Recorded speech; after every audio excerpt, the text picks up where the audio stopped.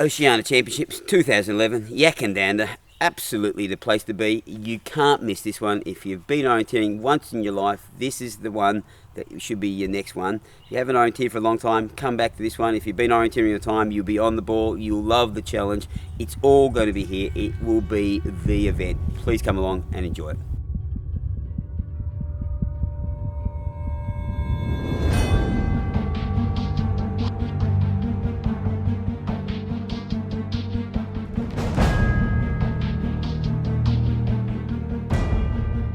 I comfortably say this is the finest terrain that I've ran in Australia.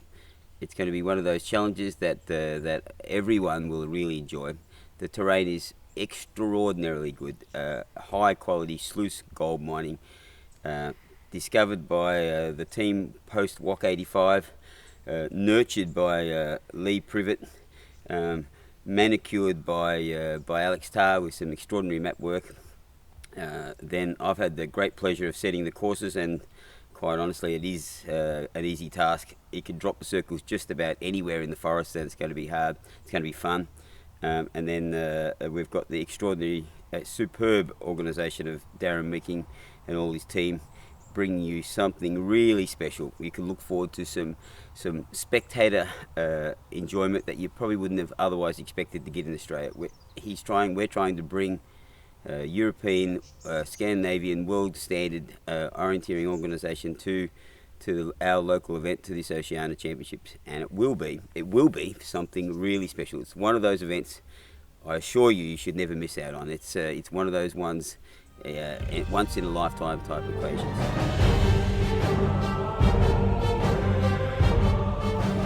Talking about the terrain, well, let me just say that the first control I ran on the first course I set, which is in a very technical part of the terrain, as I didn't know at the time, but now I do. I ran it, it's only 150 metres, and I ran it 3 times before I actually found the flag, found the control point. The first time I thought, I'm a bit uncertain, so I went back. Second time I thought, I'm uncertain, but I'm in a different spot. And then I went back, and then the third time I thought I'd better get my head on this one, and I nailed it, and thinking, well, that wasn't that hard, as long as my technique is up to it. And once I realised the challenge, it was up to it. You lift your whole game. The navigation is a pleasure. It's all there. It's all readable. It's all fun. It's very ups and downsy. It's got some deep erosion. It's got some thick little scrubby parts but you can easily push through. It's got little narrow creeks, small knolls, huge knolls, erosion like you've never seen it before, and it's all there in a relatively good environment in terms of the visibility.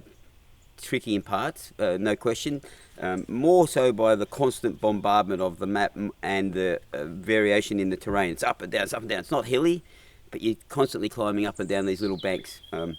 You can keep a good speed, or you think you do, but in fact you're working so hard with the navigation, your tempo slows down, yet your heart rate feels like it's up there because you're climbing up little banks and then back down again and through a creek, and then it really does bring on the satisfaction of saying, there's the control and that joy of, yes, I'm in the right spot, almost like the first time you went orienteering and go, oh, there they are, how good's that, I found one.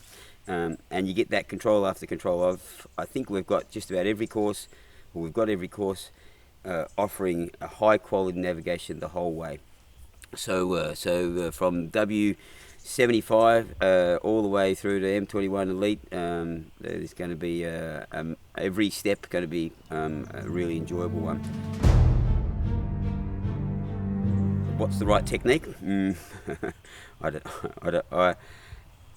Keeping it straight, ish, and reading the contours, keeping perspective of where you are, making sure that you don't let it get away from you, because I think once it gets away from you, there's a very good chance you may not find where you are, and being calm under the pressure of being bombarded by so many features, thinking, what's that? Obviously the ability is to interpret only the things that really count, the bigger ones, not the smaller ones, the more pronounced feature, the blue in the whole host of brown, the little black dot every now and then, there's an odd boulder appears, little thickets at the top of a watercourse. Little watercourses are good. There's plenty of things that help you, and to help you, we're offering a model map on the way to the start of the competition. And it's a genuine representation of the terrain. It really is an example exactly how you should expect it. It's actually ideal, and it's halfway from the assembly area, the arena, to the start point. So 5 or 10 minute gentle walk there, and you can have a good look on your way to the start. It's definitely worthwhile. I wouldn't recommend, I emphasise that everybody should spend the time to have a bit of a look around. Not too much, don't get bogged down in it, just enough to say this is what the terrain's like, so you know what to do. It'll better prepare you for what's to come, and what's to come is good. I'm really happy with the course setting. Alright, there's something really terrific in store. You would have seen it if you've ever followed the big races overseas live on the internet, or been there. There's a thing called Track. It's GPS tracking of the runners during the course. We've managed to bring this to the event. Darren's done an extraordinary amount of work to make it possible. The results are that we will be tracking a great number of the elite runners. Obviously, it's a very expensive item, and it's our first time, so we're going to keep it to the ones we can, the small number we can control. And it will follow. We'll be able to follow at the arena, back at the finish, on a large electronic screen, really large electronic screen. Really large electronic screen. The progress of the runners through the course on the map. Now, this will be added to video coverage that we've made of many of the controls through the course, which will be playing on the screen as well. On top of commentary of what time we expect them to be there in parts of the course, and this combined with the fact that the other runners would have been through many of these controls, some of the exact same controls as the elite are running, and then not long after they've started, we'll see them back through the start-finish area for their first loop finished, which is spectator friendly. You can go and see them. 1, 2 controls come through. They're going to then be stalled for a moment as they go through the midpoint, of which we hopefully will have a special, a very entertaining addition to normal orienteering at that point. Then they restart a few minutes later, off to the course, and then that's literally a 5-minute block out there for the elite men and women, the 21s, and they come back right to the arena, hidden in the forest. We can stand on a fence line looking down at the flag. They can't see you, but you can see them as they approach the control.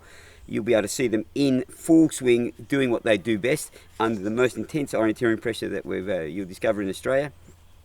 Then they come out from under that little gully, cross over the fence, through the spectator people, and then 100 metres and down this incredible escarpment where they have to clamber down the hill. We can see how good they are, what they're doing, whether they're up to it. Are they brave enough? Can they? How on earth can it happen? How do they do it so quickly? And then they'll be challenged by an immediate little route choice where they've got to make a left-right call. We'll know which is the fastest. They won't. You'll be able to judge it straight there. The commentator's going to tell them, and they go off and do their final loop before we see them come back into the arena, and we can see the last control from all this around the big video screen. So you'll be able to see the full swing of the event unfolding right in front of your eyes.